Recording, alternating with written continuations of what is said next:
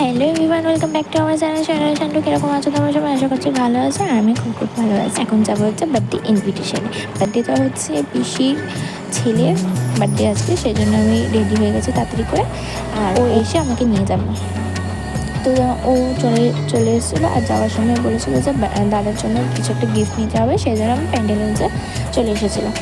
দাদার জন্য একটা গিফট নিয়ে নিলাম। সেই গিফটটা তোমাদের বাড়িতে গিয়ে দেখাচ্ছি। আর ও বিল এখানে পেমেন্ট করছিল।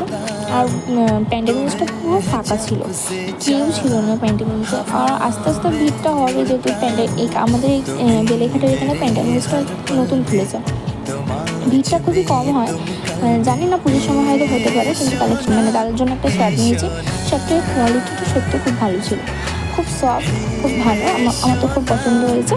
শার্টটা খুলে দেখানো এরকমভাবে দেখানো যাতে ভাঁজটা নষ্ট হয়ে যায়, সেই জন্য হোয়াইট কালারের একটা শার্ট নিয়েছিলাম। খুবই সুন্দর হয়েছিল শার্টটা। আর আমি তো এখানে বসেছিলাম।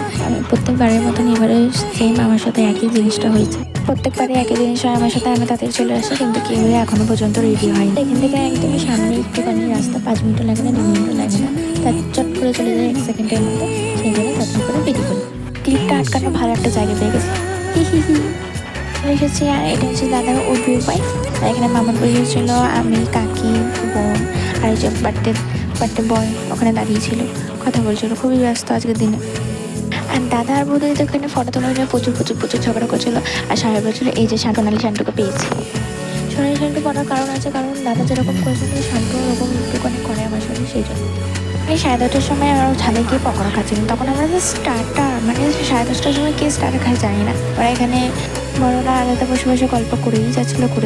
বাপরে, গল্পটা শেষ নেই। আর আমরা এখানে বসেছিলাম। 1 টাকার জন্য। আর বাড়ি যাওয়ার জন্য লেট হয়ে যাচ্ছিল, ওরা ভীষণ তাড়াতাড়ি করে রাইস আর মাংসটা এনে আমাকে দিয়ে দিয়েছিল। আর মা ওদেরকে দেখছিল, ভাবছিল কী করছে দুজন মিলে। একবার আমি থালাটা ওকে দিচ্ছি, ও একবার আমাকে দিচ্ছে। আমি একা বলছিলাম যে তোর আগে খেয়ে। খাওয়া দাওয়া হয়ে গিয়ে সবাইকে বলে তারপরে রাত্রি করে বার হয়ে গেলাম। কারণ এখন বাজে হচ্ছে 1:45 মতন বাজে। এখন রাত্রিবেলা না কেউ ছাড়তেই চায় না, আর বাড়তেও দেয় না।